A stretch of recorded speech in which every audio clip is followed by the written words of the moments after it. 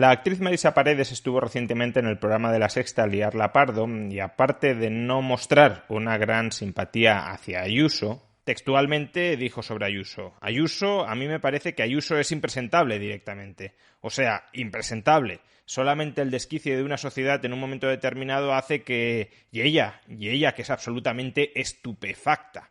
Aparte, digo, de no mostrar una gran simpatía hacia Ayuso, efectuó las siguientes declaraciones que se han viralizado por la red. Vamos a hacer que la gente pague impuestos de verdad. Los que más tienen, que paguen más. Es que eso es la lógica de la vida. La única manera de que un país funcione es que se paguen impuestos. En todos los países se pagan impuestos. Evidentemente en todos los países se pagan impuestos porque en caso contrario no habría Estado. El Estado se fundamenta sobre la capacidad de extracción de recursos y si no extrajera recursos no existiría Estado. Pero la cuestión no es tanto si en todos los países se pagan impuestos, también por cierto en España, sino si hay que pagar más o menos impuestos. Y Marisa Paredes está claramente apostando porque hay que pagar más impuestos porque, según nos dice, la clave de la civilización y del progreso y del desarrollo es que se paguen muchos más impuestos. Pero esta es una conclusión que, desde luego, ya se saca absolutamente de la manga.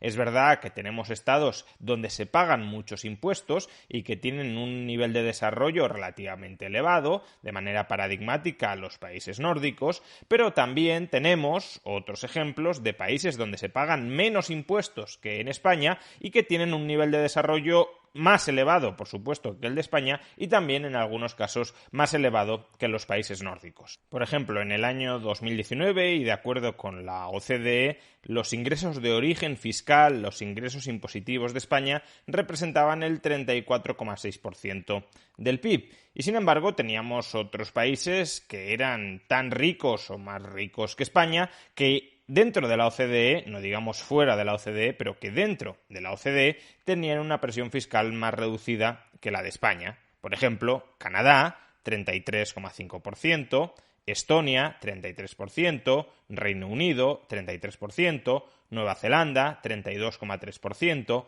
Israel, 30,5%, Australia, 29%, Suiza, 28,5% o Corea del Sur, 27,4%.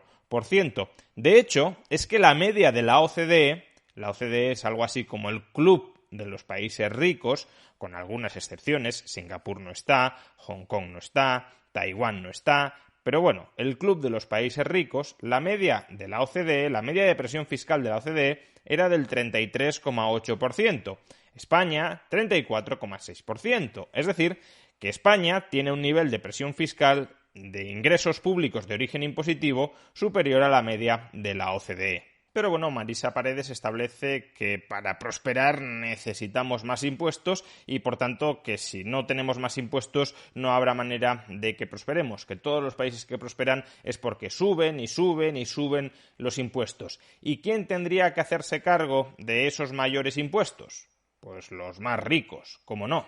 Se le olvida mencionar, claro, a Marisa Paredes que una vez el Estado ya alcanza un tamaño absolutamente desbocado, no es posible que los impuestos sigan subiendo solo a costa de los más ricos.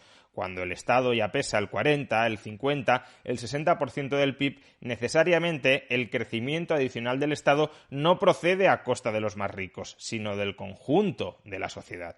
Los estados que tienen una presión fiscal más elevada, como los países nórdicos o como Francia, no son países que extraigan esos recursos única o mayoritariamente de los más ricos, sino que lo extraen del conjunto de la población. Por tanto, no es verdad que la voracidad fiscal se concentre solo sobre los más ricos. Los más ricos son la excusa para que los no tan ricos acepten mansamente, agachen la cabeza frente a la rapiña fiscal generalizada. En todo caso, el discurso de Marisa Paredes es bastante mainstream, está bastante extendido. Necesitamos un Estado más grande, necesitamos para ello más ingresos públicos y, evidentemente, como no queremos decir que hay que subirle los impuestos a todo el mundo, vamos a decir que esos ingresos públicos tienen que proceder de los más ricos, que los más ricos, porque ganan más, tienen que pagar más, como si no lo estuviesen haciendo ya en España. España ya tiene impuestos progresivos, como el IRPF, el tipo marginal máximo en el IRPF llega hasta el 54% en algunas autonomías como Valencia,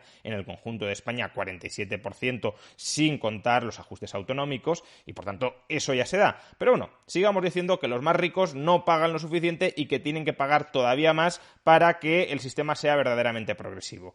Lo llamativo, sin embargo, llegó en este segundo tramo de la entrevista, después de que Marisa Paredes nos ha dicho que los más ricos tienen que pagar más porque ningún país funciona sin impuestos, funciona sin una amplia recaudación.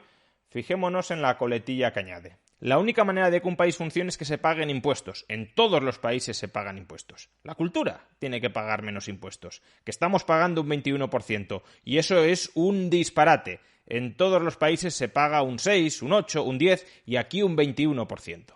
Anda, que todos tienen que pagar más impuestos, especialmente los más ricos, pero casualmente el mundo de la cultura tiene que pagar menos impuestos. Hay que bajar el IVA a la cultura porque, evidentemente, los consumidores compran en función del precio después de impuestos de los productos culturales.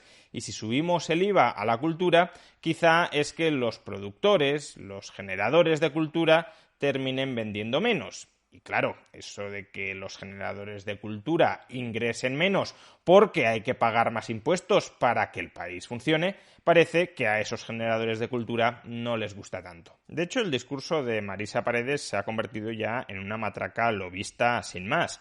¿Por qué razón? Porque el IVA de lo que podríamos llamar la cultura en España, si bien no existe un IVA destinado a la cultura, existe un IVA destinado a productos que podemos juzgar culturales, como el cine, el teatro o los libros, el IVA de la cultura ya no está en el 21%, está en el 10%. El último producto cultural cuyo IVA quedaba por rebajar era el del cine, y ya se hizo hace un par de años, y por cierto, los cineastas absorbieron más del 60% de la reducción del IVA que no repercutió sobre el consumidor. Es decir, que la mayor parte de la rebaja del IVA al cine fue en realidad una rebaja de los impuestos que pagaba la industria del cine. Digo, el último producto cultural cuyo IVA se rebajó fue el del cine y por tanto ya no hay IVA a la cultura del 21%. Marisa Paredes repite una consigna propia de un lobby.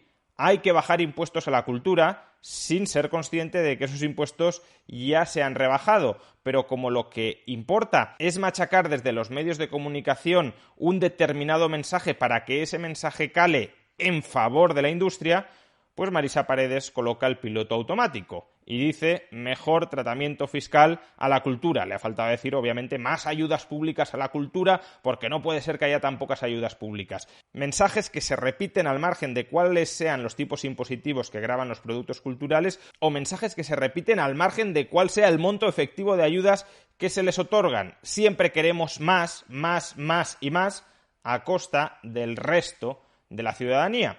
Y lo llamativo no es tanto que Marisa Paredes haga lobby desde la televisión para extraer recursos del resto de la población a través del sector público, es que lo hace un segundo después de acabar de decir que hay que pagar más impuestos y que los que tienen más, por ejemplo ella, tienen que pagar muchos más impuestos. Sí, todos tienen que pagar más impuestos, menos yo. A mí, bájamelos. Que sean otros los que terminen pagando el tipo de Estado que yo creo que sería bueno para esos que lo terminan pagando, aunque yo no lo pague. De hecho, aunque yo esté extrayendo rentas de esos otros que están pagando religiosamente los impuestos que yo defiendo que tienen que incrementarles para mantener, como digo, el modelo de Estado que quiero yo y que quizá ellos no quieran. Desde luego, la presunta superioridad moral de algunos en realidad es inferioridad moral.